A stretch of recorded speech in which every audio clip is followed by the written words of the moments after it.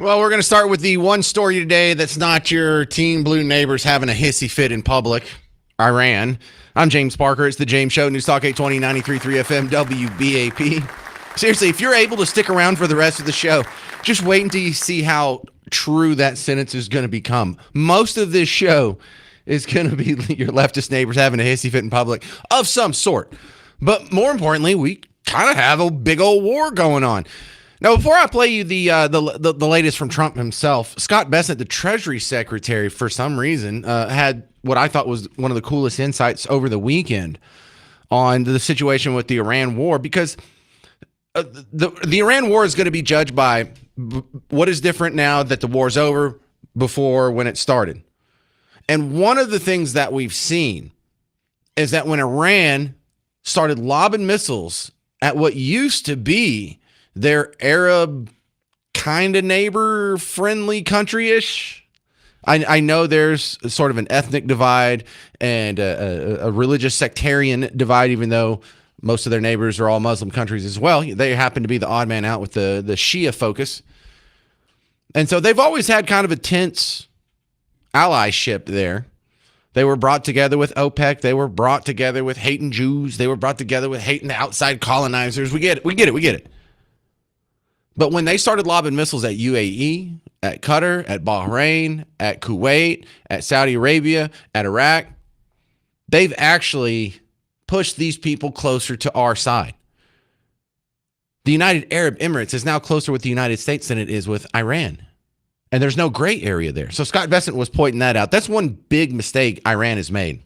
The economic side in terms of what we've done, and a big mistake that the Iranians made was attacking their GCC neighbors, their neighbors in the Gulf, because we had many very good allies who maybe weren't completely transparent with us on the money, Iranian money that was in their banking systems, all of a sudden became very compliant in terms of being willing to turn over accounts or help us freeze, block accounts. And then the third part was the incredible blockade. Now, it's going to be frustrating trying to decipher all this info yourself after the fact, because I said this when the Iran war started, and you know this is so true. No matter what happens from here on out, the left is going to say the Iran war was a terrible, embarrassing failure. The right's going to say it was amazing. Trump's going to say this is the greatest deal in the history of all deals. I know, you know it. Everybody knows it. Believe me. You know that's what he's going to say. And so you're going to be left to pick through the pieces yourself and have to make your own opinion here. And trust nobody when it comes to reporting on the Iran war. That includes your own side. But Trump was asked about that yesterday. He was being interviewed by his daughter-in-law. That's kind of weird. But anyway, it was on Fox News over the weekend. Two clips from that. We wipe out their military. We wipe out their Navy, their Air Force, their anti-aircraft. We wipe out everything. We wipe out their leadership, and then we wipe out their leadership a second time. And then at 2.5 times, we're dealing with the other half. And by the way, they're much more reasonable, and you could say that's regime change. But I said, so they would then raise the white flag of surrender. We give up to the great American military, the most powerful military. We give up, we give up, we give up. The New York Times would say, Iran has fought bravely and has defeated the United States of America. I mean, the coverage is so bad. You have a big win in a battle, and they say you lost. You knock out their entire Navy, and they say their Navy's doing fantastically. No, it was defeated, totally defeated. And they said, it's just a terrible thing for our country. And, you know, to really be great, you need a fair media. And we don't have a fair media. We certainly don't. But the question that you're asking, the same question I'm asking, is this going to be over soon? I would like to get the uranium. If we don't, I'd rather it just be over. I'd rather this not drag out. I was told there would be no more forever wars. And I can't claim that this is a forever war, seeing as how it's been, 3 months? But at some point, we need to cut this cord and just get the heck out of there. Donald Trump is explaining his Democrats line, which we all know what it means.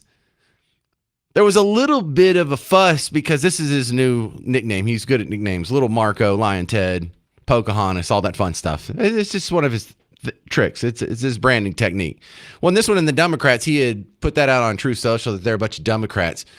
And the never Trumper derangement syndrome addled critics were saying he misspelled dumb and Democrats. Dumb has a B in it, and he spelled it Dumocrats. It's like, bro, number one, he made up a word. He can spell it however he wants.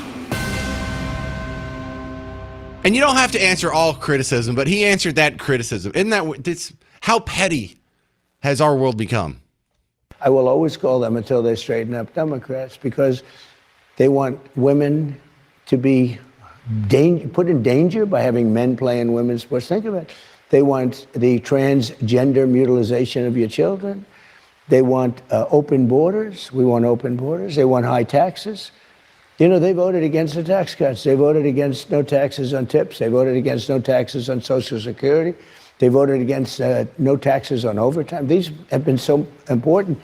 But the Democrats voted against all of that. But we call them Democrats, and it works out well because I take the word dumb, take the B off, because most people don't know that, you know, dumb ends with a B, but most people don't know. And all I do is I switch the E with a U, and you have a Democrat. And I came up with that by watching Hakeem Jeffries, because he's a dumb person. And I said, he's really dumb. I said, wait a minute, he's a Democrat.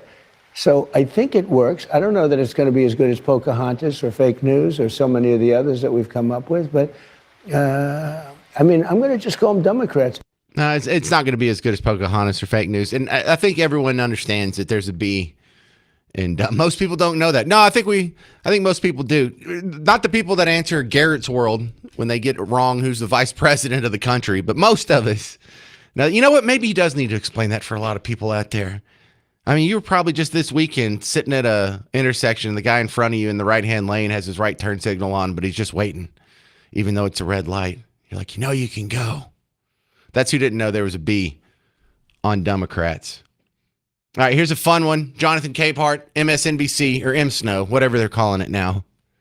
They were talking about Iran, and it's sort of, the conversation dives bombs because the Jill Biden interview came up, and you're going to get to hear a guy get all upset. It's like, I can't believe they're giving Donald Trump a pass when Joe Biden got so much scrutiny on his mental health. What?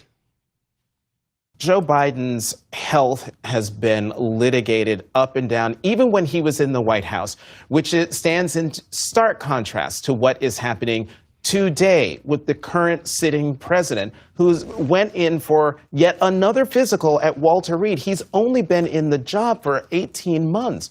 3 visits to Walter Reed. Why are we, as a profession, not talking as extensively and exhaustively and urgently about the health of the sitting president of the United States when we did that to Joe Biden for 4 years? You know, if he didn't go to Walter Reed, he'd get criticized. He hasn't even been tested. He refuses to test. Why would he refuse a test if he didn't know that he had problems? Now he actually gets tested 3 times. Why would he get tested 3 times if he's so sure he doesn't have problems? Oh, yeah. Biden, we never talked about Biden's mental health. Yeah, we or y'all didn't. Y'all covered for it. No, he's sharp as a tack. There's no scrutiny there. He's sharp as a tack. The best Biden ever. Start your tape right now, because I'm about to tell you the truth. And F you if you can't handle the truth. Oh, F me. This version of Biden is the best Biden ever. That's great scrutiny there, Jonathan Capehart. Yeah, y'all are really all over that one. Coming up next, former Black Hawk helicopter pilot Darren Gobb's going to be on the James Show to tell you what's really going on in Iran without the ridiculous spin. I'm James Parker. This is the James Show, News Talk 820, 93.3 FM, WBAP.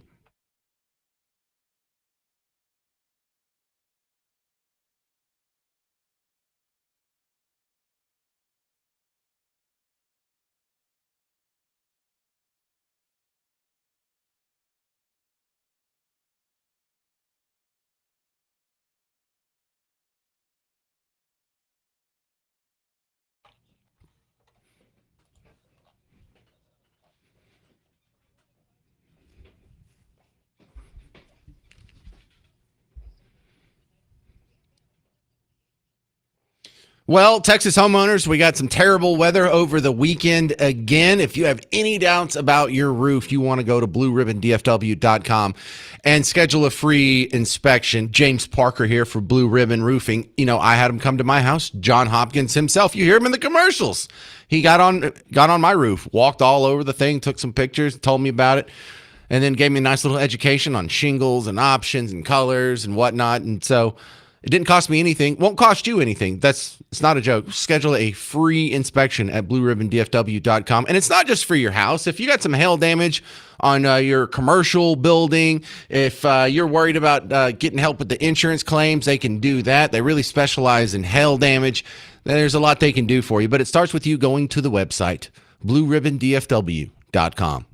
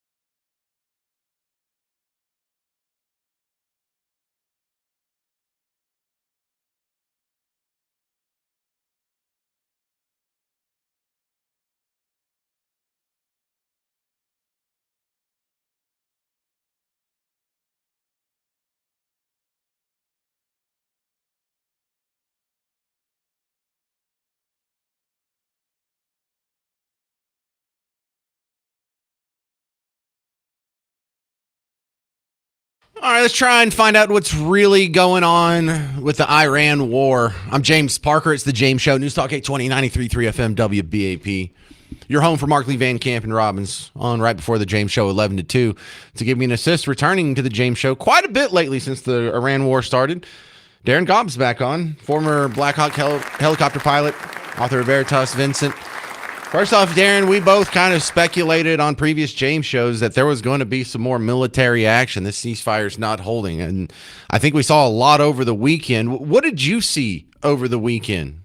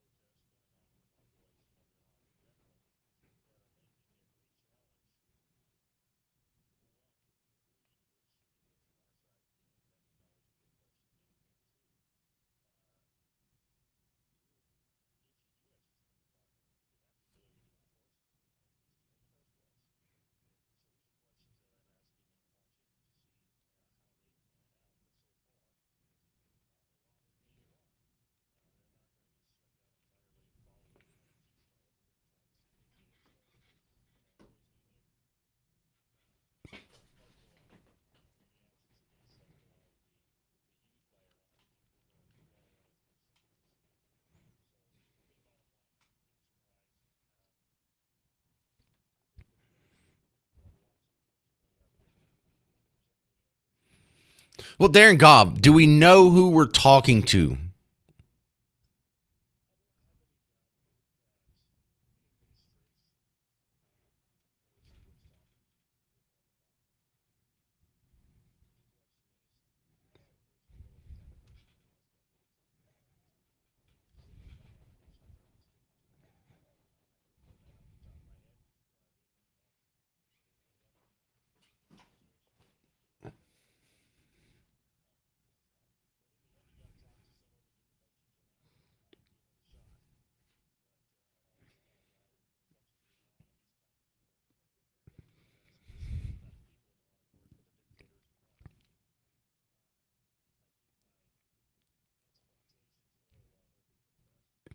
Well, Donald Trump had said over the weekend that he is a little more optimistic about working with the military as opposed to the former regime, which I assume he means Ayatollahs or maybe Iranian Guard Corps. You know, Revolutionary Guard Corps. And I guess there's a difference there. Is there really much of a difference between the Iranian Revolutionary Guard Corps and the rest of the military? Is there like a conventional military that's separate from that?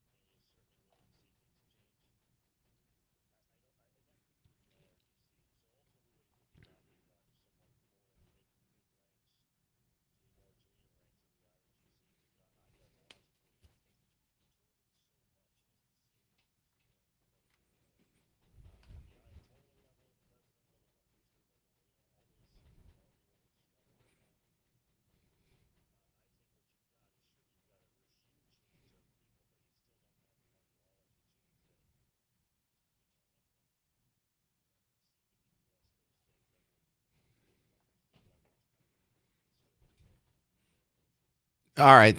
Good stuff there. Darren Gobb, how do they find your work online?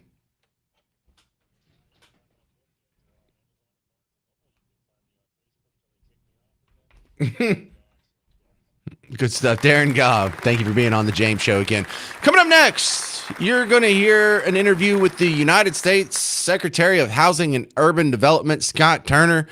And we'll talk about all the regulations and laws and things that he's fighting to make your housing costs a little more affordable.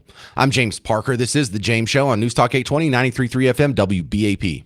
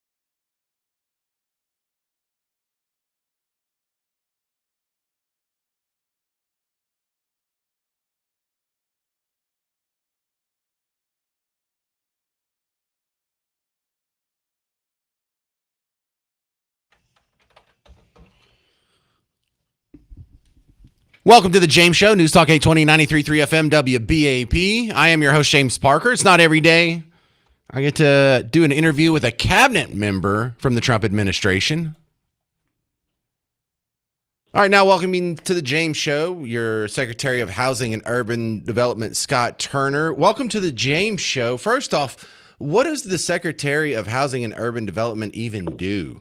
Well, James, it's great to be with you. And, that's a great question. A lot of people, to your point, don't know what HUD is. HUD is Housing and Urban Development. It was started in 1968 during the LBJ administration to build urban development and renewal. And so we are the agency that is over housing, in particular Section 8 and public housing in our country, also disaster recovery. And we are part of the homelessness initiative in our country to eradicate and get people off of the streets. And so the secretary obviously is the steward of HUD, the leader of HUD. Part of that is building a great team across 15 program offices, 10 regional offices, 64 field offices, and about 5,800 employees with an $80 billion budget to make sure that we're fulfilling the mission of HUD, and that is to provide affordable, sustainable, and safe housing for people in America, and also to increase the amount of people that can achieve the American dream of home ownership. And so my job is to steward over that mission and to make sure that we are helping people to get off of government subsidies for a lifetime and live a life of self-sustainability. That's kind of a 30,000-foot view. Well, fitting in with the Trump administration promise of smaller government and deregulation, I know there hasn't been any giant sweeping legislation passed, but what deregulation or changes have y'all been able to make without any help from Congress? Well, great. I'm glad you asked that. The number one issue in our country when you talk about housing affordability and increasing the supply and bringing the cost down of building homes is indeed the regulatory environment, heavy-handed bureaucratic regulations. And that starts at the federal level. One of the first acts that we did was take down the affirmatively furthering fair housing rule that made HUD literally a national zoning board that essentially told localities that you will not receive HUD funding if you do not comply with the zoning desires of Washington. And what this did is really put burdensome heavy-handedness on localities. It did not build one home. It made it harder to build, harder to buy. And so we tore this rule down to restore that flexibility back to localities. Another couple of things that we've done, we just released our best practices report. And what this is a list of recommendations through our research, through our public PD&R group at HUD. These are best practices for states and local governments to look at their regulatory environment and see where they can ease the regulatory environment to make it better for builders to build, developers to develop it, and also for home buyers to buy. So you're talking about permitting fees. You're talking about technology that's archaic, bringing that into, the 21st century. You're talking about things that cause duplicative steps when it comes to building. And so this best practices report is a recommendation for all of these cities across the country to take inventory and see how they can help builders to build. We need about 7 million units of housing in our country, be it multifamily, single family, manufactured housing, duplex. And so having said that, we want to make sure that we're raising the supply, bringing the cost down. And the way you do that is to deregulate across our country. All right. We're talking with Scott Turner. He is the Secretary of Housing and Urban Development. He's in Trump's cabinet. But let's bring it back home here, Scott. Where'd you go to school? I went to J.J. Pierce High School in Richardson. Hey, just thought I would save that for halfway through the interview. All right. So talk about your journey from being just a guy down the block to in the cabinet at the White House. Well, James, I'm glad you asked that. Man, I started off as a dishwasher at Spring Creek Barbecue. When I was 16 years old, right there in Richardson, Texas. And I went from Spring Creek Barbecue to the University of Illinois. And then from Illinois, I got drafted in 1995 by the Washington Redskins and spent 9 years in the NFL with Washington, San Diego, and Denver. Upon retiring from the NFL, I served in the House of Representatives here in Texas in the great District 33 of Northeast Collin County and all of Rockwall County. That seat is different now. But it was a new seat then, and so I was humbled to represent that, and then joined the first Trump administration under my dear friend, Dr. Ben Carson, who was the secretary at that point. And my job was to lead the Opportunity Zone Initiative. And then I came back home and worked with a wonderful company called JPI, which is a world-class development company here in Dallas. And I served there on their leadership team and learned so much about construction development, the beauty of it, and really what the hard part of development, like regulation. And then I was appointed by President Trump and confirmed on February 5th of 2025 to serve as Secretary of HUD.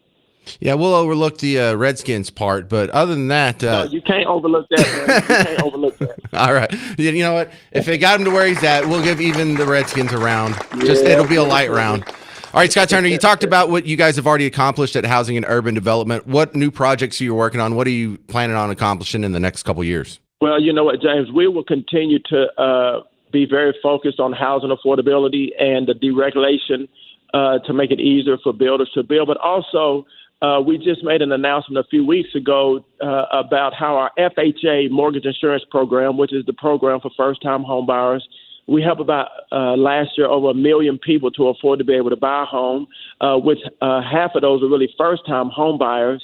And we just announced that we will, through FHA, begin to take Vantage Score 4.0 and FICO 10T so that we can increase the platform for potential home buyers, whereby they can use rental history as something to increase their credit so that they can potentially afford to buy a home. Now, the rigor, the sternness of the qualification is still there. These are still credit-worthy buyers, trustworthy buyers, but what we want to do is increase that platform so that more people can be able to afford to buy a home. Also, the president just signed 2 new executive orders a few weeks ago, one to remove the barriers to building affordable housing, and also to increase the competition in the mortgage credit space, to bring back the hometown lender or the community bank back to the mortgage industry. You know, Dodd-Frank really destroyed that and stifled the smaller lenders to come back to that field. So this new EO will bring that competition back so that, you know, first-time home buyers and low to moderate income people have a shot, you know, at getting a competitive mortgage to be a homeowner. So those things, amongst many others, we've been working on, but deregulation, housing affordability, and self-sufficiency are things that we're laser focused on. Well, Scott Turner, we have some controversies here locally in North Texas where we found out that FHA loans were being given to illegal immigrants and also to H-1B holders. There's not a whole lot of scrutiny on who's getting government-backed loans there. Is there any way you could sort of cut that off and get that addressed from D.C.? Sure. Well, and when you talk about the FHA mortgage going to illegal aliens, we did several months ago, we closed that loophole, which was really during the Biden administration, a blind eye was turned. And you had illegals that were qualifying for FHA mortgages. So we rescinded that and closed that loophole.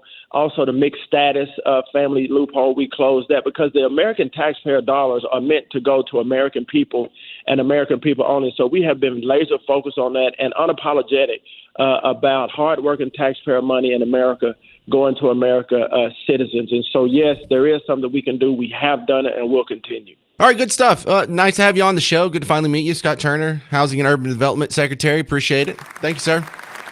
All right, thank you, James. All right, it's not every day we get a cabinet member on the James Show, and a local guy at that. Coming up next, do we have to fight at graduation ceremonies? I'm James Parker. It's News Talk 820 93.3 FM WBAP.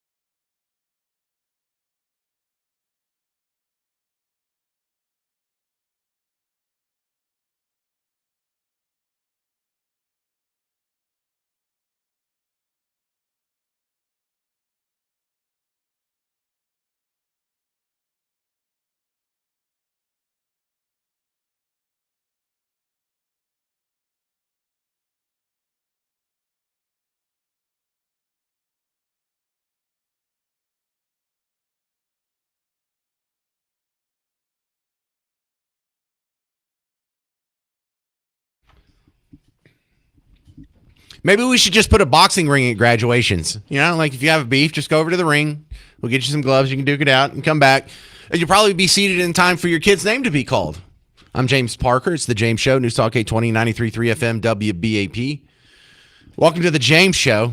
I think you know what this has been inspired by. You've probably seen the video. I don't know. Some of you people don't have social media. But if you have social media, you've seen on your phones, there's been this trend where graduations get a little more kinetic than you're used to. You know, graduations are something that are kind of out of control for about 4 different reasons these days. Number one is we have too damn many of them. Hey, your kid's graduating kindergarten. No. No one's graduating kindergarten. What, you're going to first grade? So you're not even leaving the school. You're just going, what, across the hall?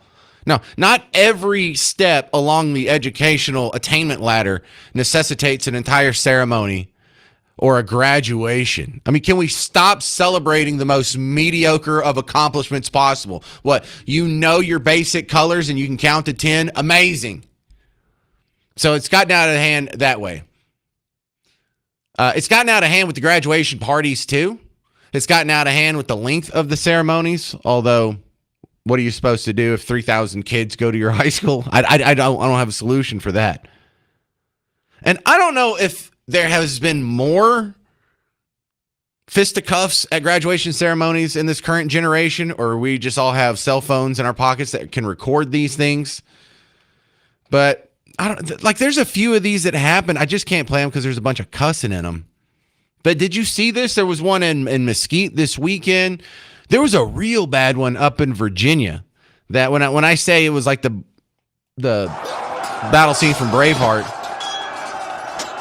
the only thing you missed is the race of the people involved in the availability of kilts. There were fewer kilts in the melee that happened in Virginia. And I don't have a good answer for this. I'm not saying there's this is what we do to solve it.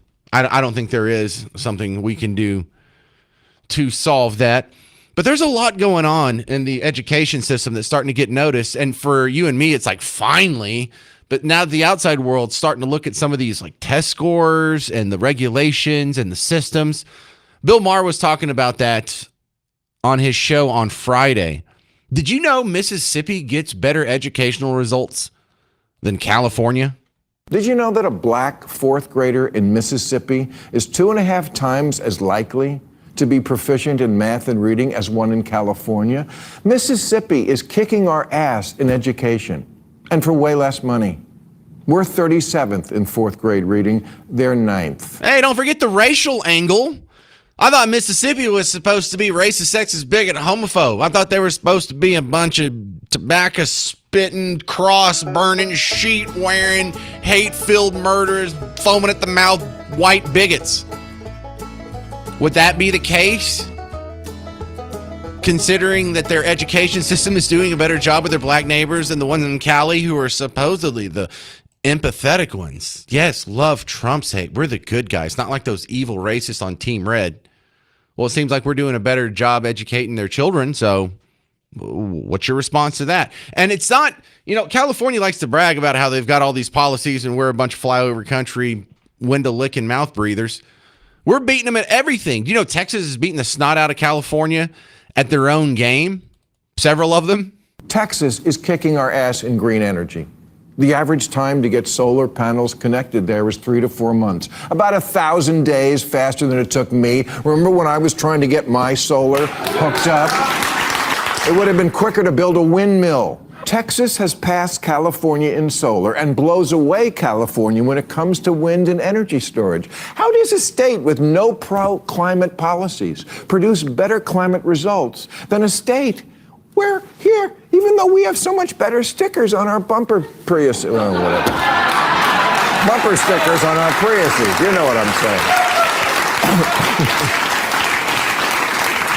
I'll tell you why. Because you're allowed to build there. Because every third person in Texas isn't someone whose job it is to make sure nothing gets done. Democrats, these are your issues. Education, race, the environment. And I say this with love. You're losing to the Waffle House car on the lawn states.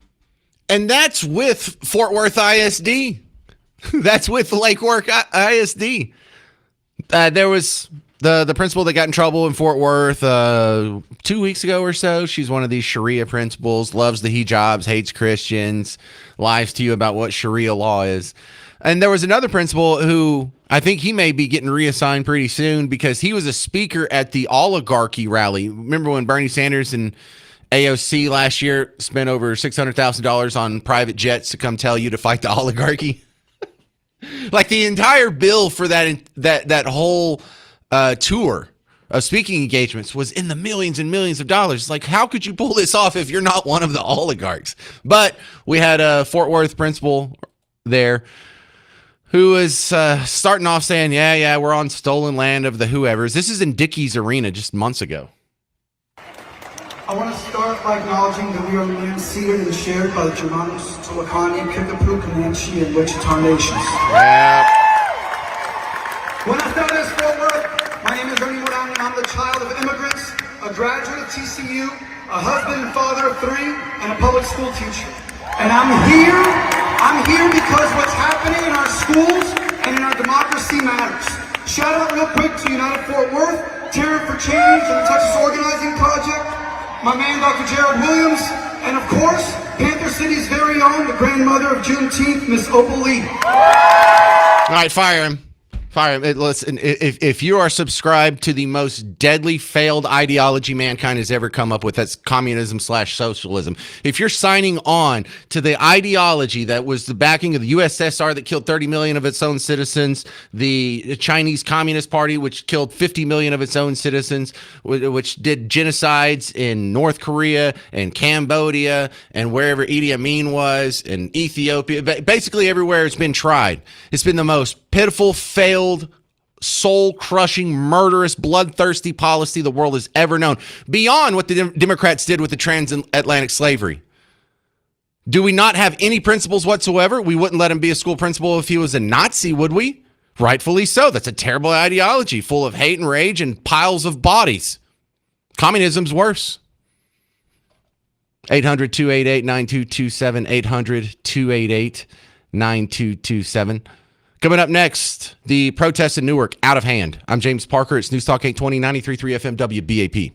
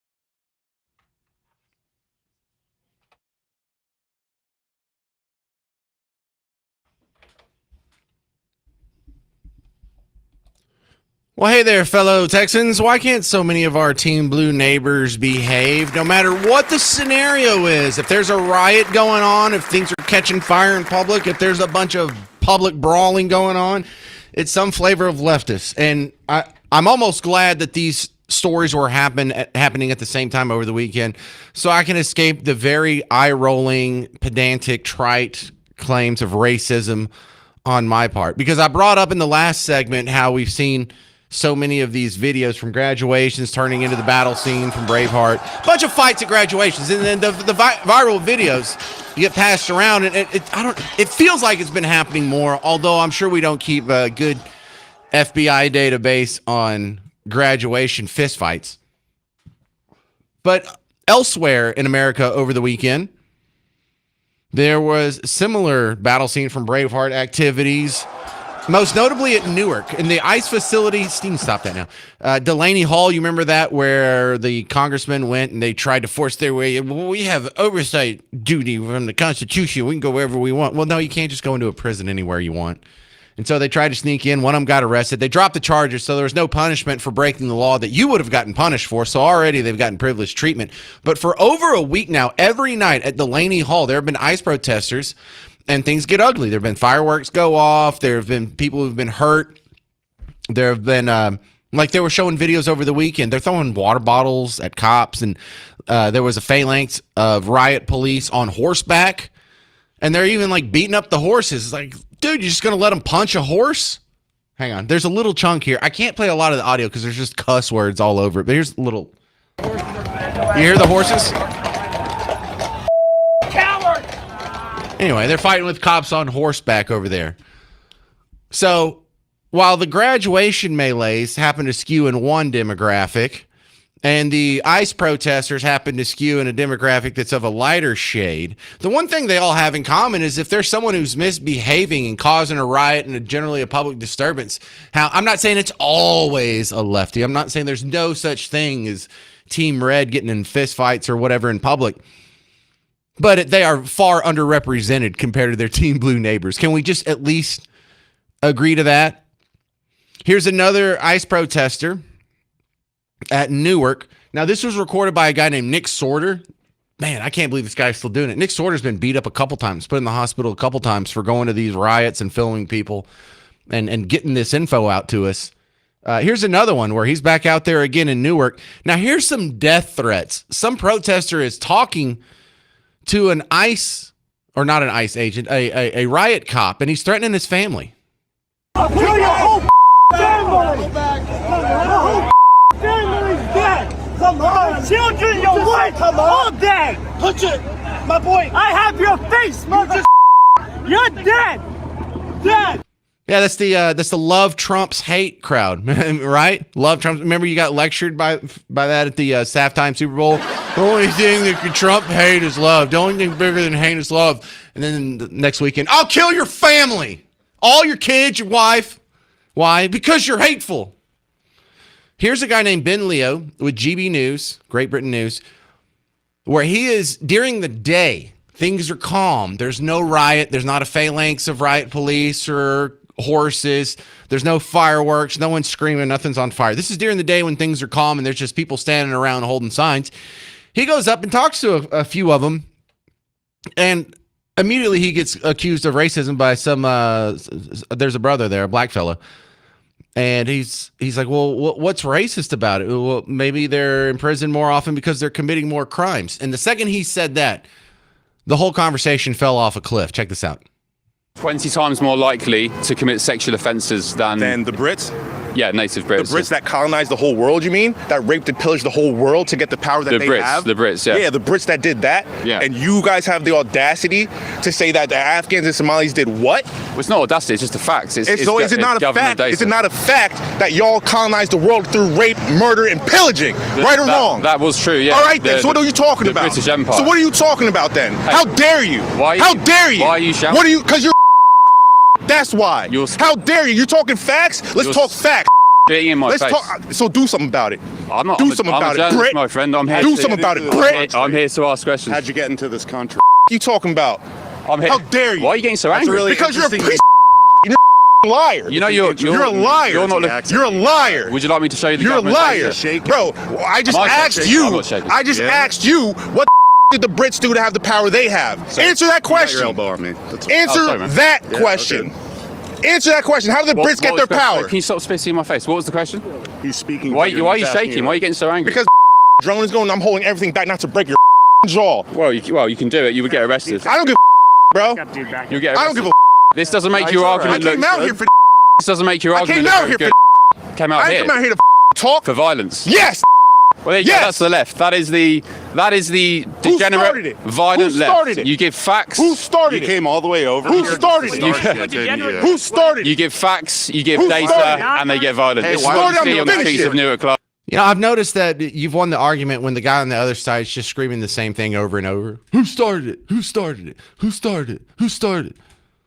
And I also love the comeback where the guy says facts like, "Hey, these immigrants in my country are in prison more often because they're far more likely to commit rape and sexual assault."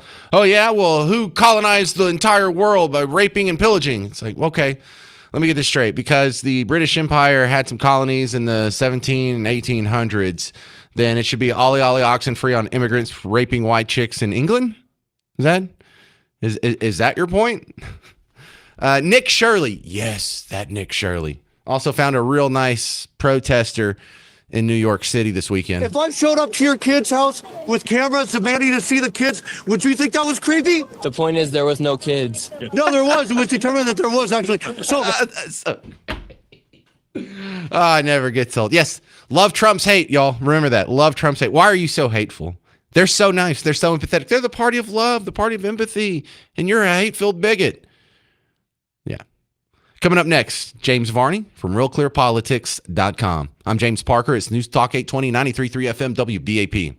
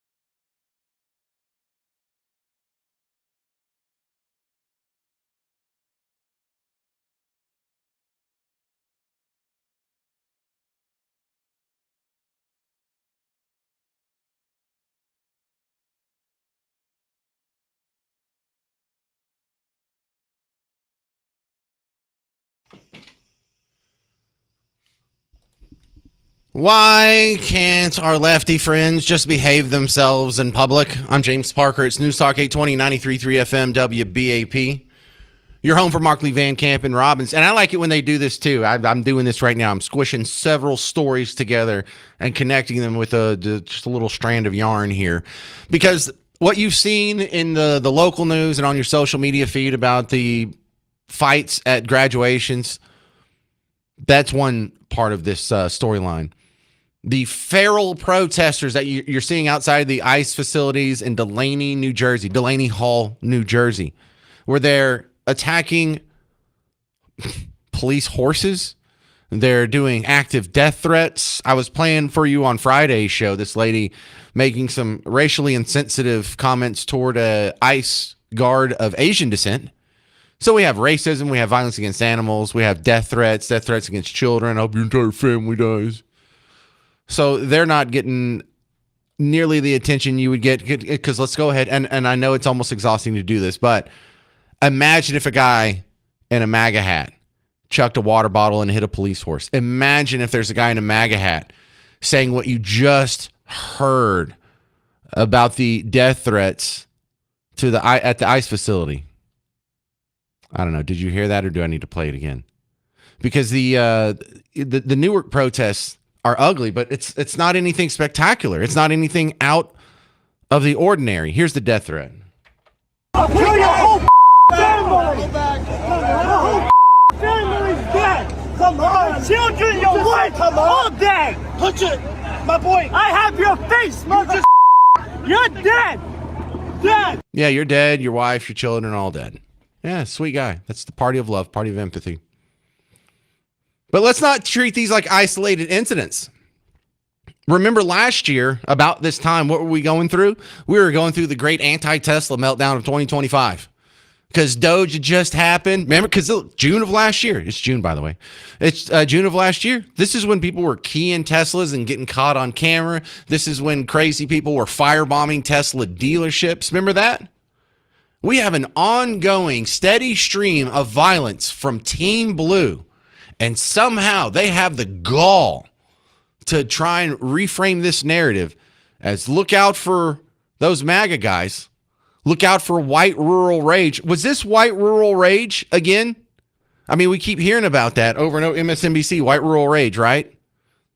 White rural rage. Why are white rural voters a threat to democracy? I mean, we lay out the fourfold interconnected threat that white rural voters pose to the country. They're the most racist, xenophobic, anti-immigrant, and anti-gay geodemographic group in the country. Second, they're the most conspiracist group. Third, they're also the most strongly white nationalist and white Christian nationalist. And fourth, they are most likely to excuse or justify violence as an acceptable alternative to peaceful public discourse. So you mentioned a lot. How can you say that?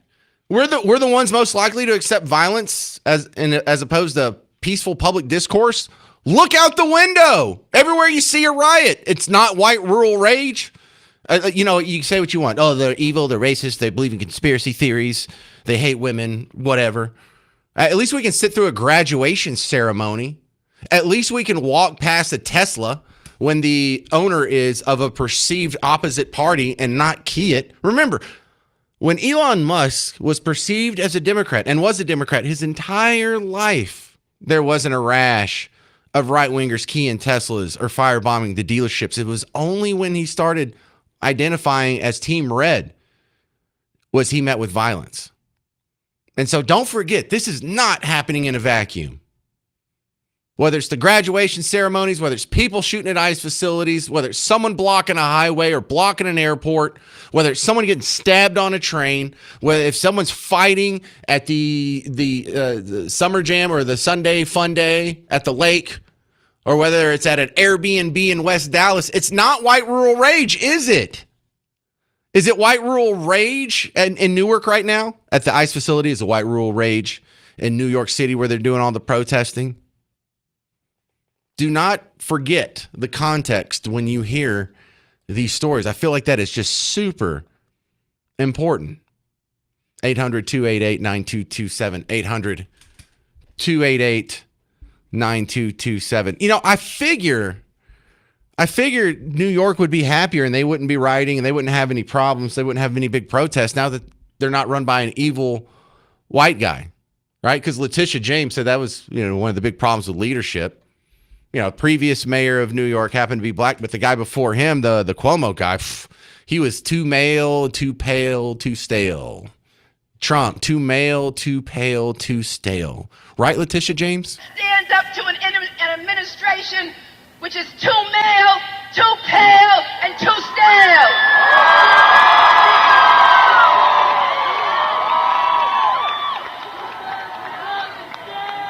Too male, too pale, and too stale.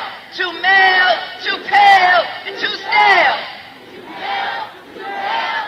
And we will not go away silently. For all the cries of racism and sexism, there it is right in front of your face. Anyone decrying them or they being kicked out of office? How bad does it have to be? Like, how overtly hateful can you be to white people and still get away with it and not be condemned by your own Team Blue counterparts? Because right now, the level's infinity. Right now, you can stab them in the heart and kill them in front of their own brother for the most lightest and transient of offenses, and they'll still back you up. There is a breaking point. And you got to really hope that the left starts to police their own before they get policed by a fed up opposition. We're being nice now, but our nice is not infinite. There is a scarcity. 800-288-9227. 800-288-9227. All right, coming up next on The James Show, James Varney from Real Clear Politics and Real Clear Investigations is going to talk about the biggest headlines here. First off, the Iran deal. Secondly, all these protests that are popping off still with the ICE facilities and the rash of graduation fights. That's not just a Texas thing. That's not just a Mesquite thing. That's happening all over the country. And we'll talk about it next. I'm James Parker. It's News Talk 820, 93.3 FM, WBAP.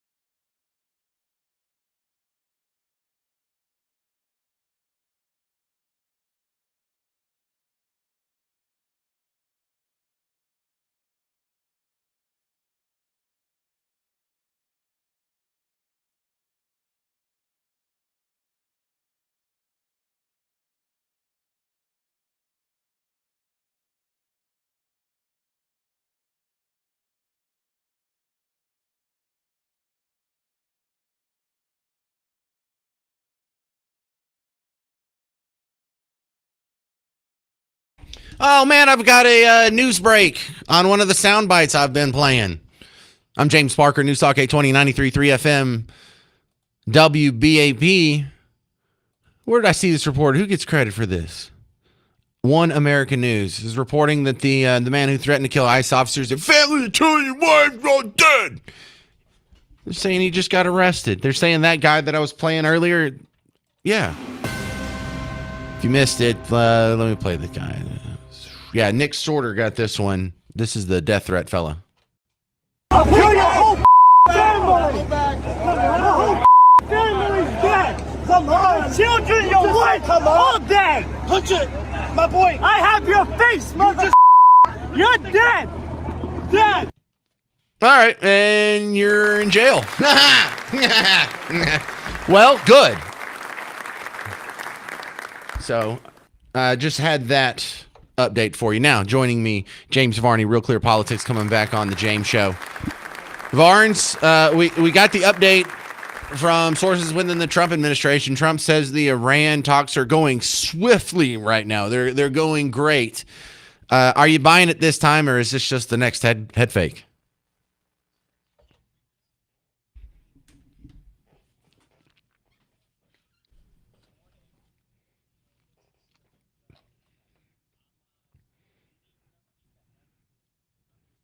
I think that's racist. I don't think you can say that. Right? Oh, okay.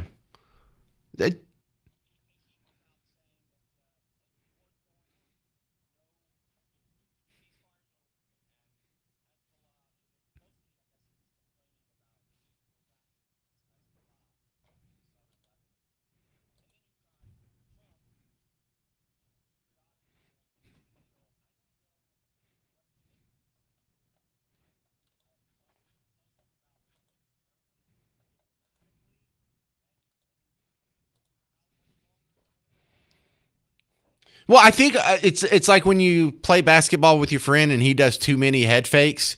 At some point, you stop jumping and then you feel stupid because that's when he actually shoots the ball. So I feel like when we completely dismiss it, like, oh, he's saying that, but there's no way he means it because we've already fallen for this 10 times. That's when we're going to get a peace deal.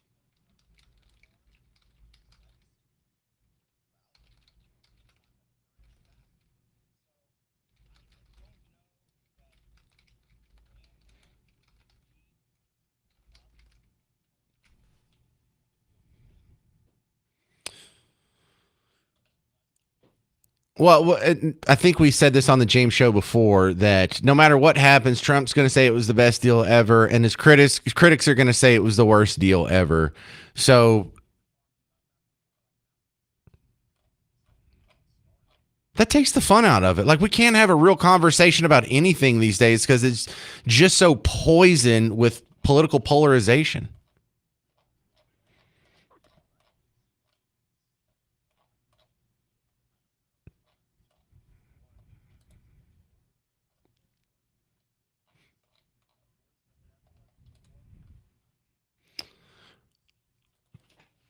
Well, I love that conversation because if things are changing and getting worse, what is different now? And you can kind of see on like some policy differences, they're definitely different now because in the 90s, Democrats didn't say men could have a baby and now they do. That's the normal thing. So there's been some changes, but on the other side of that, Varney, I go back and think, well, are they more polarized and more lefty now? And I don't know. They were telling us the Soviet Union was a co-equal superpower up until the month they collapsed. You know, they've always been such huge hacks. It's hard to tell.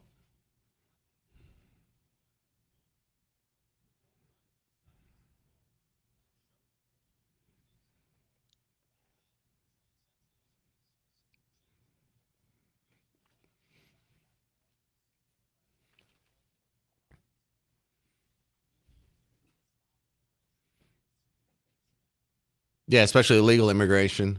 Well, well,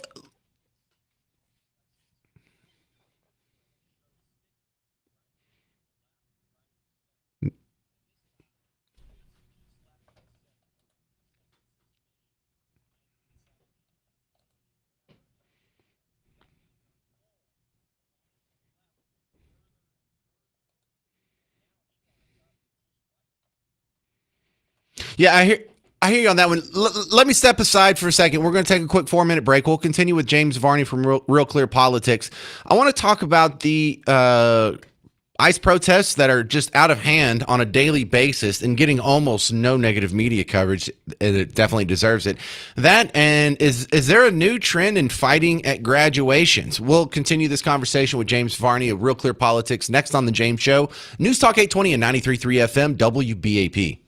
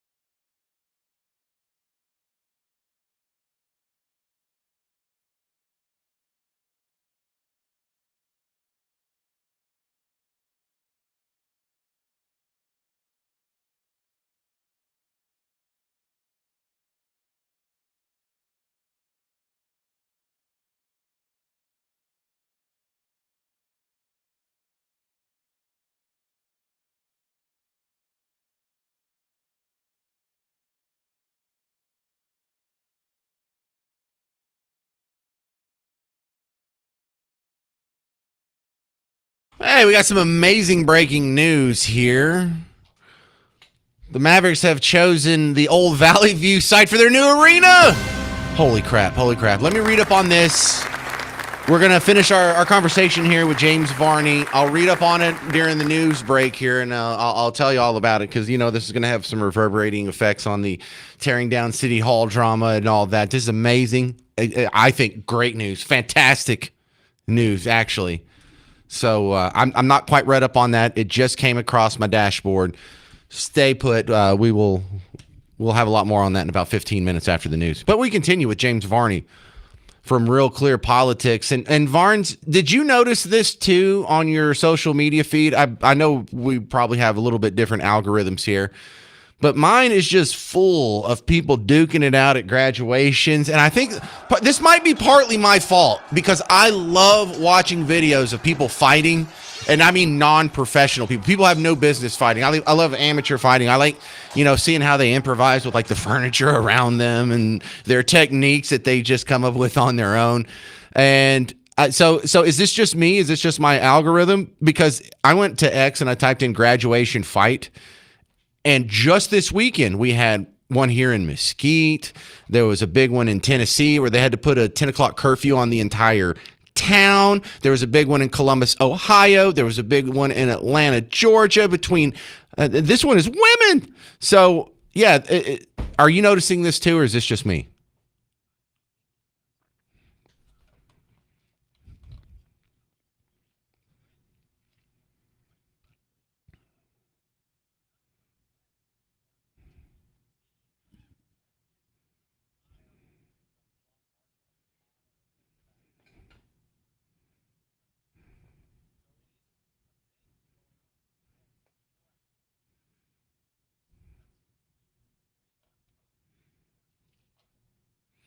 Yeah, I like the people that try to explain it. They're like, well, this is their last chance to settle scores. I'm like, what are you talking about? These are adults in the crowd. What?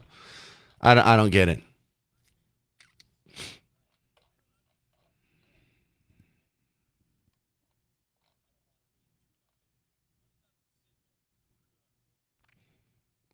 No, well, some of them are kind of cute, but there's this one in Bridgeport, Connecticut, where they started throwing chairs, and I think that's when it stops being funny, you know, from a distance being funny.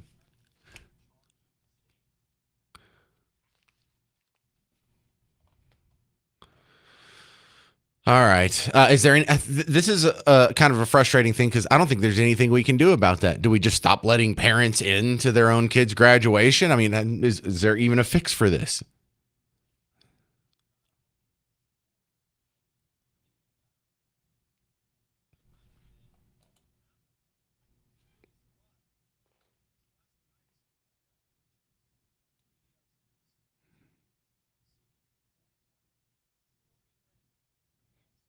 Oh, I saw that one. That kind of stinks. Poor fellas. All right, we're talking with James Varney from realclearpolitics.com. You know, the protests against the ICE facility in New Jersey, I feel like this should be a top story because there's a lot going down. There's a lot of people getting arrested. There's a lot of people getting hurt. I just had the breaking news of a guy who got arrested for making death threats against an officer and his family. They are really feral about these ICE detention facilities, Varnes.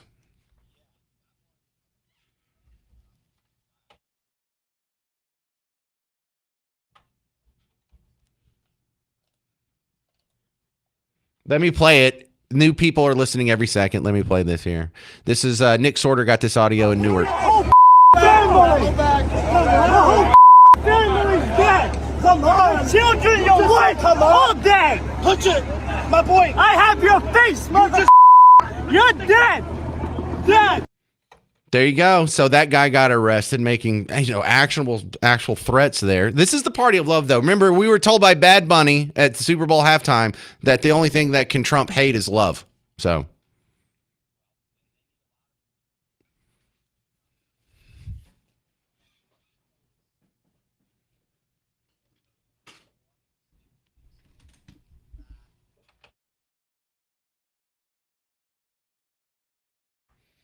What at the protest, right?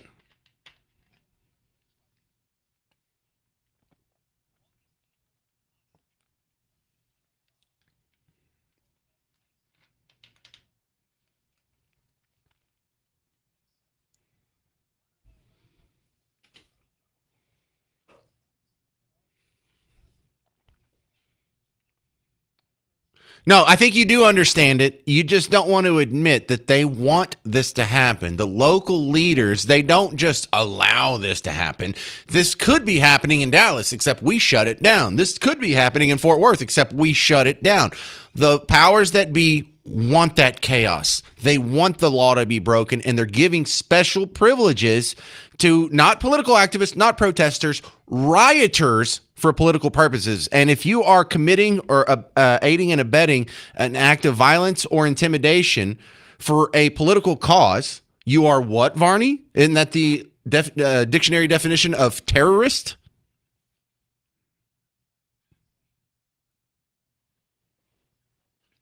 What's the definition of terrorism?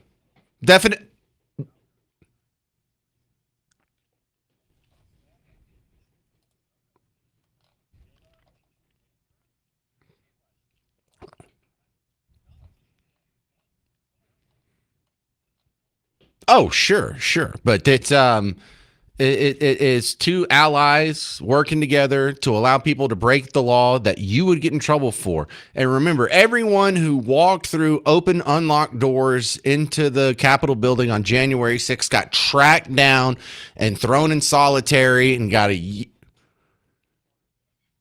We know we can do it, and not only are they not doing it to these people, they're, like you said, they're allowing them to camp out. They're giving them special privileges. It's a joke, and for some, right? And there's got to be some mechanism by which, if the local sheriff or local cops or local prosecutors don't actually go after criminals, that's a violation of the Constitution or their, office duties or whatever the heck. Can't think of the term, but.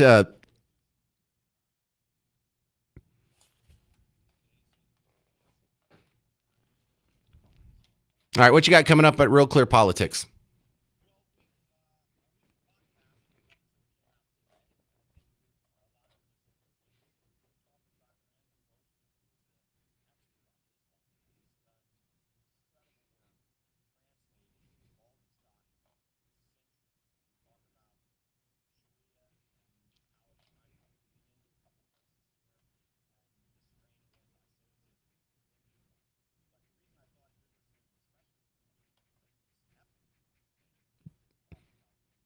Yeah, we know about Epic City.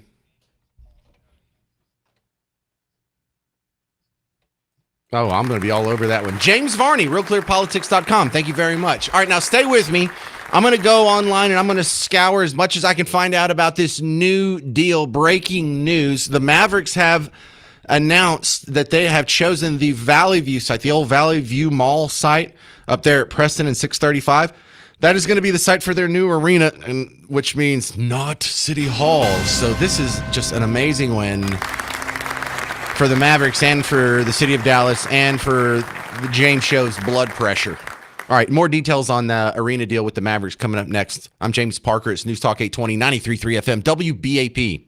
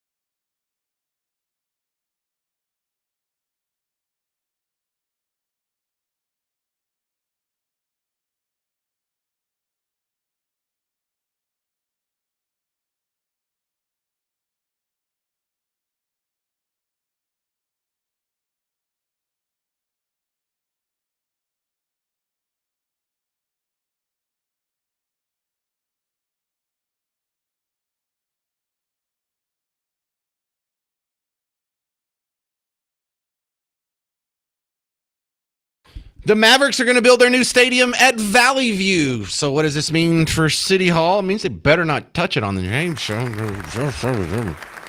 That's my Yosemite Sam cussing. No, I'm James Parker, James Show, News Talk 820, 93.3 FM, WBAP. But that's the breaking news of the day. In the last hour, the Mavericks announced that they are going to go on the old Valley View site, which is so amazing. That's so perfect. That's such a good spot. And it's just wide open. It has perfect access from the tollway, from 75, from 635. It's about halfway between downtown and the top of Dallas. That's a whole big, giant, unused space. It really stinks to drive past that empty area that has so much potential. I mean, Valley View Mall was awesome. I know some of y'all are transplants, but for those of you who are from here and you got to go to Valley View Mall back in the day, wasn't that the jam? For a little bit there, I worked in Valley View Mall. Just like 2 years. I worked at a vitamin store, and so I was at a bunch of different malls, but that was one of the main ones I was at. I had a key to the mall. That was great. That one in Willow Bend. That was cool. Richardson Square Mall. I was in there a few times. But I remember that was the jam. Well, we used to hang out at malls. It used to be if you wanted to go meet some of your peers of the same or opposite gender, you would actually have to go out in public and talk to them instead of just get on your phone or on some chat room. And, there used to be the arcade. There used to be the Gadzooks. There may have been an Orange Julius, depending on how old you are. But it got knocked down years ago, and I think that's just perfect.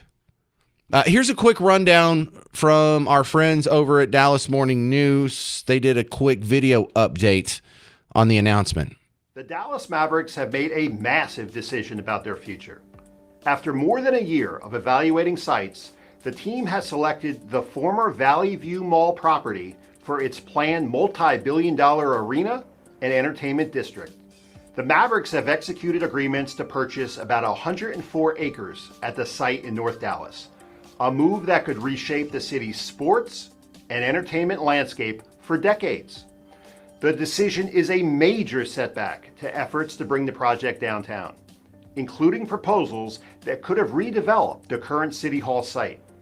Team officials say Valley View was the best option to keep the Mavericks in Dallas and meet the timeline for a new arena before their American Airlines Center lease expires in 2031. And with a self-imposed July 1st deadline looming, the Mavericks had to make a decision.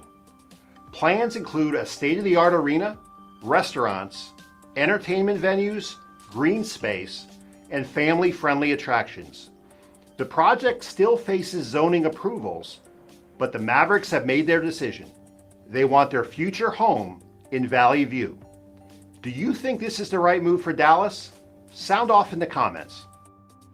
All right, so then the next thing a lot of people are thinking, if you haven't already thought it, is, well, what does this mean for the City Hall debacle that they're trying to pull on us right now? And the debacle, I think a lot of people were wrongly putting in the lap of the Mavericks. I don't think the Mavericks were the ones that came to the powers that be in City Hall and it's like, hey, here's what we can do. We can knock down this building. We can give the land to the Mavericks, and then we can build a new stadium here, and we'll get a free stadium. Y'all will get to revitalize downtown. Everybody wins. They didn't. You know what that means? That means because the Mavericks didn't want that space, and they chose Valley View. That means if you combine that with the interviews that the Mavericks CEO did, I think it was 2-3 months ago, where he told he was the one that was approached by them, he was telling the truth in that interview. The people that were going to get the contracts and the politicians that were going to get to pick and choose who gets to become new multi-millionaires from these contracts. It was their idea. They hatched this plan. The same people that are making millions and millions of dollars for needlessly renovating and rebuilding the convention center. The same people that get millions and millions of dollars anytime we come up with some dumb project that takes a lot of money to pull off. So the Mavericks actually come out looking good in this. They are innocent. What we have is corrupt politicians and corrupt developers. I don't know if it's the construction guys or the guys that actually own the property where the construction is going to happen, or a cartel of both. But keeping the Mavericks in downtown Dallas was always the objective when it comes to the idea that we need to knock down City Hall. They never admitted it. They constantly lied to your face. Oh, we don't have any plans for a stadium, but we do know that there could be an economic development here that could revitalize downtown. Well, how do you know? What if they were just going to build a data center there? Would that revitalize downtown? What if they were going to build a landfill? Would that revitalize? You already know what they're going to build. So they were pretending like this wasn't a whole prepackaged scheme. Like, jeepers, we just have this building that's crumbling. We're going to have to knock it down. So what now for City Hall? Leave it alone. This whole garbage that it needs extensive repairs and upgrades, that was just a lie. Do not accept that. Tell these people to move on. We don't have enough money for cops right now. We don't have enough money to fix the potholes on I-45 downtown. We don't have enough money for all kinds of things, but we have money for tearing down City Hall and building the stadium. We got money for a $70 million practice facility for the WNBA team. We got money when it comes to getting this nightmare of an office building on Stemmons that's not even usable.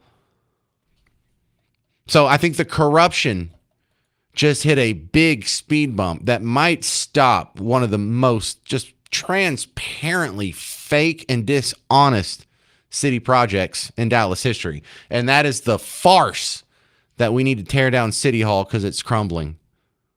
800-288-9227. 800-288-9227. I am going to be very interested to see what the city leaders who are trying to pull off this nonsense are going to say next. What are you going to do now? How are you going to sell this to the people? Yeah, we're just going to tear down the City Hall. What are we going to build there? We have no plans. Hell, people keep moving out here. They can't move out fast enough. We just have another bank that announced last week that they're going to be moving out of the Comerica Tower. Was it 5/3 or 3/5 or something? They're moving out. AT&T's moving out. So good job. Good job, city leaders of Dallas. Your thoughts on the Mavericks choosing Valley View for their new site of their new stadium. 800-288-9227. This is JR in Fort Worth. You're on News Talk 820, 93.3 FM WBAP. Yes, sir. Hey, man, the only thing that I kind of really don't like about them moving it there, to be honest with you, I'm kind of anti-Mav since the Luka trade. But the one thing I don't like about them moving there is that they kind of pulled a Jerry and there's no mass transit. So that means they can charge whatever they want to for parking, which kind of takes the average person, kind of makes it where it's a heck of a lot harder to go to a game. Disagree. Used to, you could just hop on the train. No, disagree. No, I disagree. All right, well, I'll hang up and hear what you got to say. Sure. So I don't know, there's such a persistent myth that we need to have a choo-choo train that drops off people right here for convenience. I've always thought, forcing the train there or forcing the stadium to build parking garages is you're taking away a business opportunity from some entrepreneur. Because in that little 104 acres or whatever it is that they're going to agree to buy, the property around that, if they don't build enough parking or enough cheap parking, if they overcharge for it, then across the street, right there across Montfort or Verity Valley or Spring Valley or Alpha is let's try to think of the road right there. Like right across the street on Alpha, one of those blocks, that would be a great place to build a parking garage. If there is a demand for it, if there is a demand for either more parking or cheaper parking, then let the private sector take care of it. Let some evil capitalist pig go invest his own millions and millions of dollars building a parking garage. And if he's right, then he will reap the rewards for it. If he's wrong, then he will pay the cost for it. Not the taxpayers, not DART, not anyone else, but the people investing and using their own money. They tend to have a much better record of success and efficiency. 800-288-9227. We are celebrating the Mavericks choosing the Valley View site for their next stadium on the James Show. News Talk 820, 93.3 FM WBAP.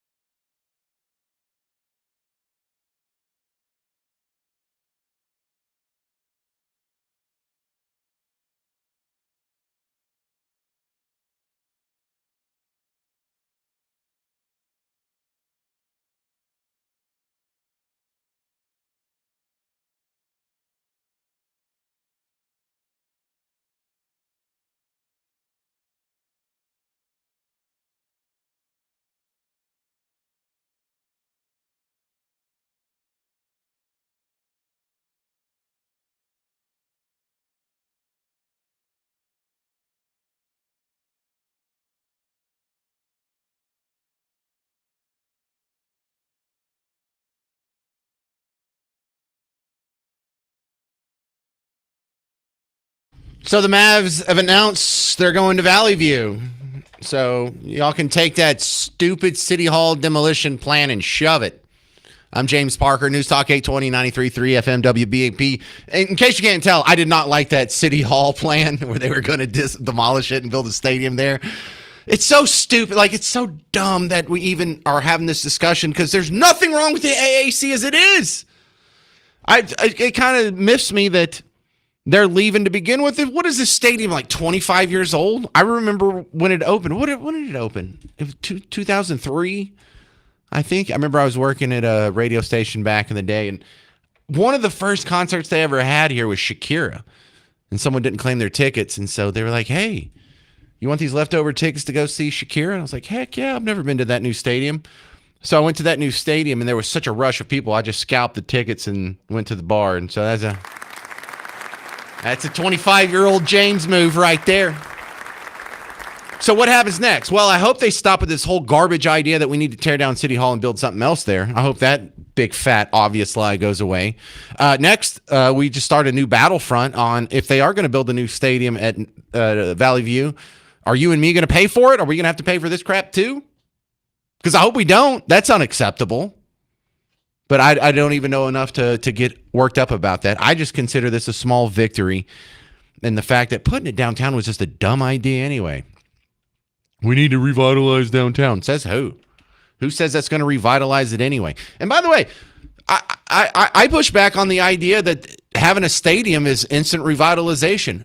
Walk 2 blocks away from the American Airlines Center in any direction and tell me if that's a vital retail pedestrian corridor with entertainment and nightlife and all the fun stuff. You should see all of the empty leases available at the bottom of these buildings. Once you go down like little Victory Park Avenue and you get past this first 2 blocks of restaurants, there's like one called Ginya. And past that, it's all vacant, all open. In fact, I bet you within a 3-block radius of the American Airlines Center, there is more vacant retail spots on the first floor than occupied. All right, with that, Lynn in Carrollton, you're on News Talk 820, 93.3 FM WBAP. Hey, James, thanks for taking my call.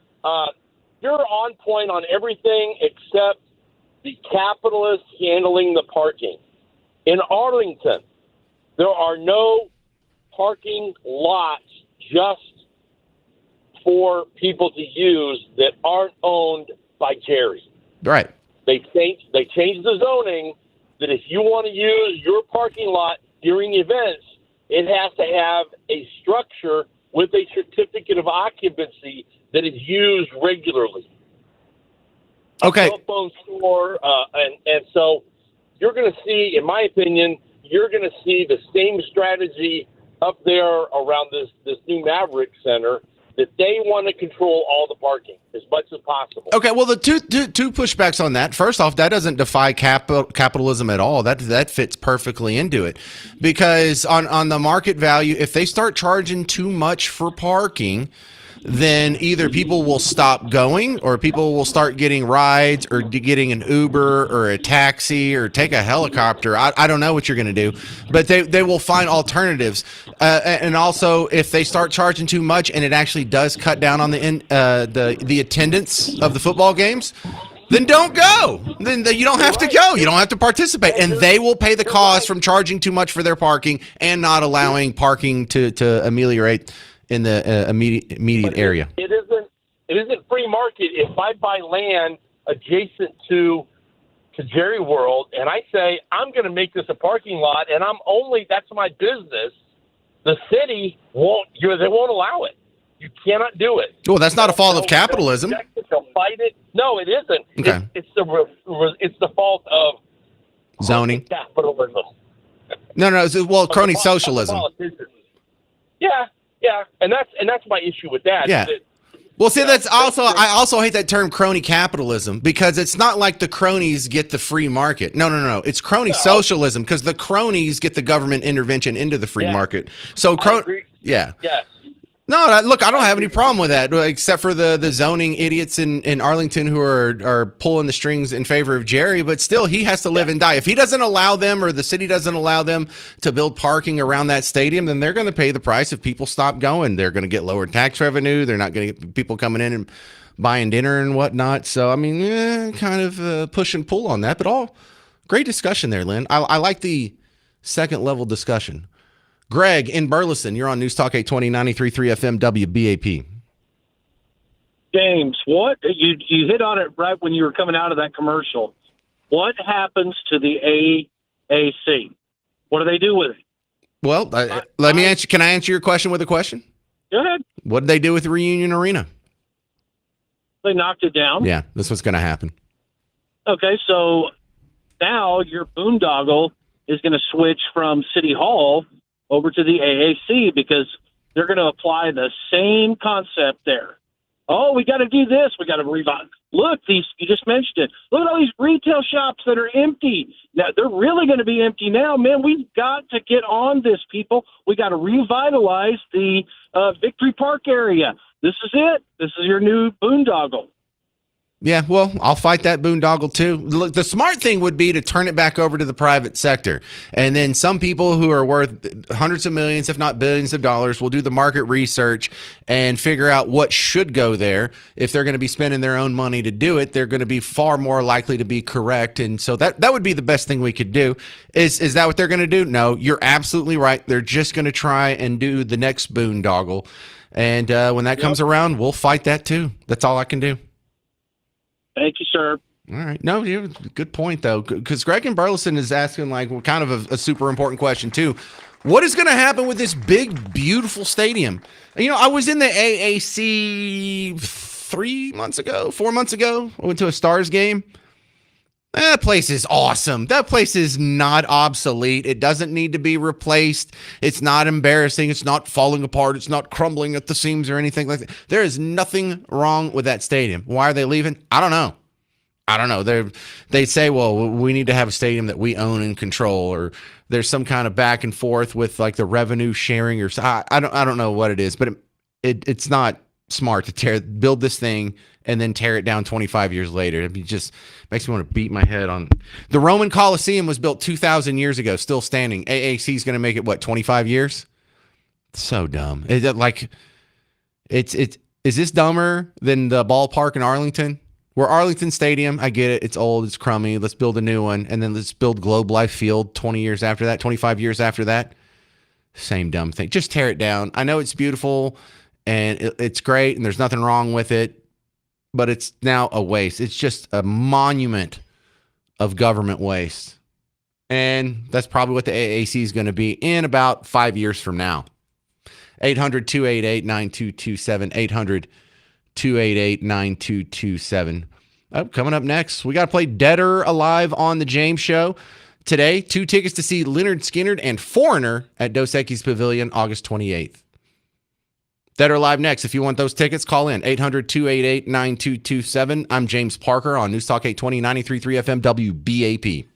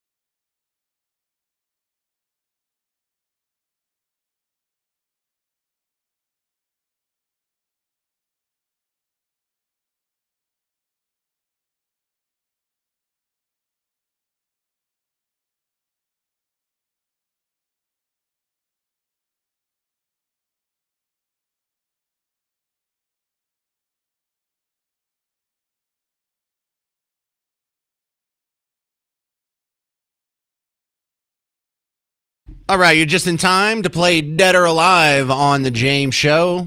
I'm your host, James Parker, on News Talk 820, 93.3 FM, WBAP, your home for Markley, Van Camp, and Robbins. Today on Dead or Alive, Leonard Skinner and Foreigner. What? That sounds awesome. Mr. Jovi, kick us off.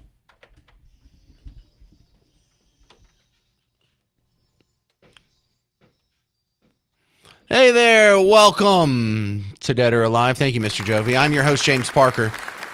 Today, we're playing for 2 tickets to see Leonard Skinner and Foreigner at Dos Equis Pavilion on August 28th. For the rest of you, get tickets and information at livenation.com. But for you people on hold, I'm about to give you 10 celebrities. You have to tell me if they're dead or alive. James, that sounds easy. It is! Today's category, Marks. Everyone is going to be named Mark in this one. Let's see, who do we start with? Nancy? Nancy in Weatherford, you're first up on Dead or Alive. You with me? Okay. Yes, sir, I am. How confident are you in your knowledge of Marks? I'm pretty confident. All right, that's a good start. Let me give you a little secret here, Nancy. This is a pretty easy list today, so just go with your gut on this one. There's no big surprises. First up, Mark Hamill. He played Luke Skywalker in the Star Wars series. Is he dead or alive?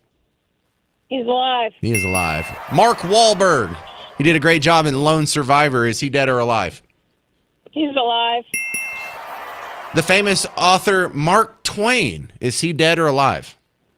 He's dead. Yeah, he died in 1910, so that's pretty easy call there. Mark Ruffalo. Great actor. He was the Incredible Hulk. Dead or alive?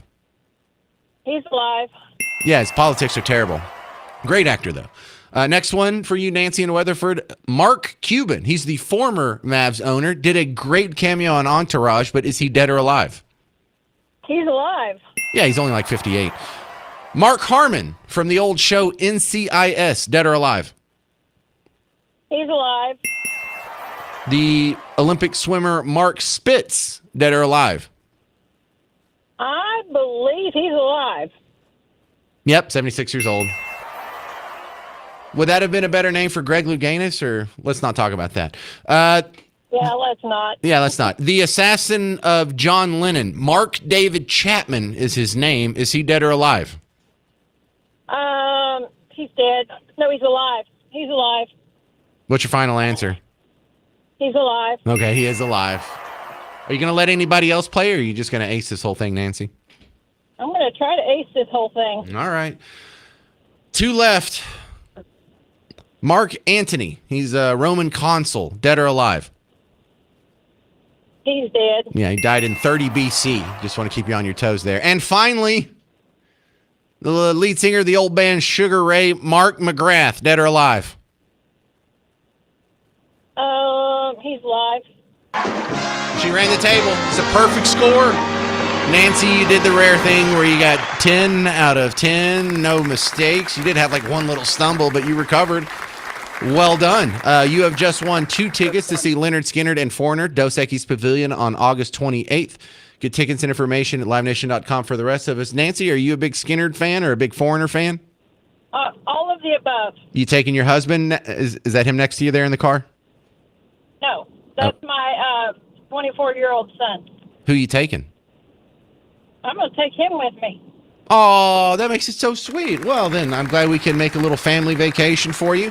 I'm putting you on hold, Nancy in Weatherford. Good Garrett's going to get your information, and we will email you the tickets to see Leonard Skinner and Foreigner, Dos Equis Pavilion, August 28th. Now, I remember it was about 5 or... I'm old. It was 7 years ago. I went and I was at a festival in Las Vegas, and Leonard Skinner was on the bill, and I was like, do I even want to see Leonard Skinner? I mean, it's just like one of the guy's brothers, and then everyone else is in no way affiliated with the original band. But I watched it, and you know what? It's pretty damn good, actually. I was like, okay. I can say I saw Leonard Skinner. That's cool. But I'll tell you what's really cool, Nancy from Weatherford. You're still on hold over there. Leonard Skinner is the first concert and the only concert you can go to in your entire life where that old hack dude that's in the crowd actually makes sense. Because at most concerts you've been to, you've been there, and either before the concert starts or between songs, some idiot yells, "Play Freebird!" And it's kind of funny at first, and then through your concert going career, it gets like really annoying and it's kind of a hack move, and don't be that guy. But if you go to a Leonard Skinner concert, it's actually kind of a reasonable request. It makes sense there. All right, coming up on the James Show, unless there's some new info I find out about this Mavs stadium deal being announced for Valley View, unless there's something new coming up about that. I got some new audio from Bill Maher and Spencer Pratt about homeless people in California, and it's a little bit of what you suspect's going on in downtown Dallas, too. I'm James Parker. This is the James Show. News Talk 820, 93.3 FM, WBAP.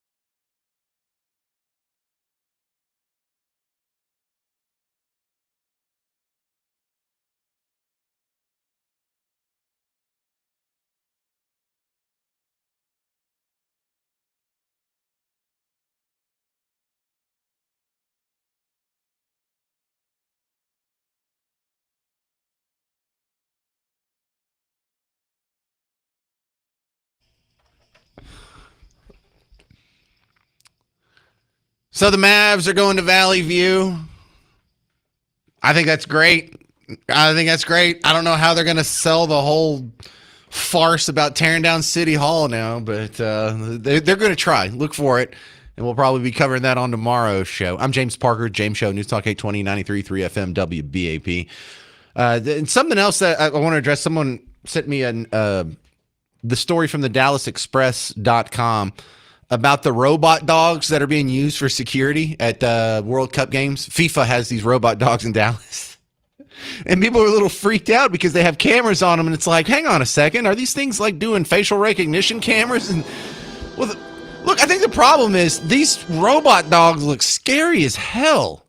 They look like a nightmare running at you. You know, they don't walk real fluid. They walk real jaggedy like a robot, and then they don't have a head on them. So it's like you cut all the head off a dog, and then you got like this little jerky robot. It's just nightmare fuel. And I think that's a bigger problem. Can we put like some fur on this thing or like a cute face or something?